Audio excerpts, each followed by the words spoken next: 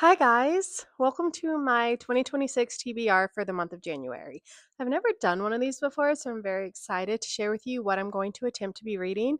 And I say attempt because I'm possibly the slowest reader on the planet. And when I start a book, it's going to take me 2 days or 2 months. There is no in between. So, for the first book, I'm going to be reading An Ember in the Ashes by Sabah Tahir. Please, please, please do not quote me on that name because I'm pretty sure I just messed it up. Um, and I even looked it up to make sure I pronounced it correctly.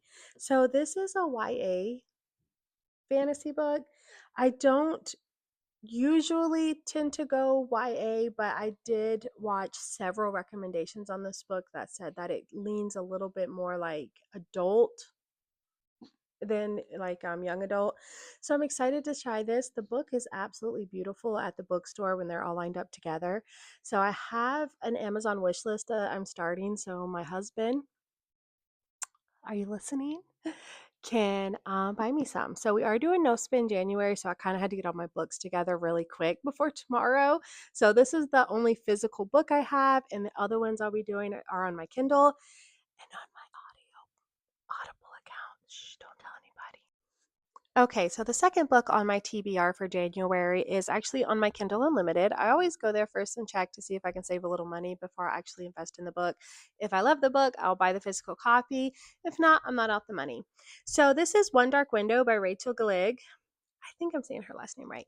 I'm really excited about this one. It was on so many top like 25 books of 2025, so I'm super excited to jump in that one. Okay, so my third TBR for January 2026 is also on my Kindle Unlimited. I was really excited to see these because I went through several books and they were not on the unlimited version of Kindle, so I was excited. It is Direbound by Sable Sorensen.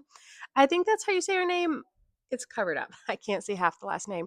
So I haven't really delved in too much into like the wolf genre of books yet. My next book is also in that same category. So this is me like dipping my toes in this. I'm a baby reader. I read as a teenager, and then once I had kids, I really stopped reading. So I have just got back into reading at the end of 2024 and then reading in 2025.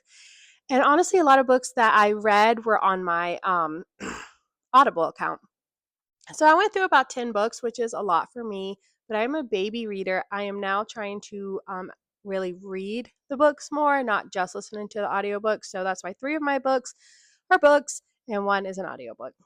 Next book on my list is actually going to be an Audible um, book because I had a credit.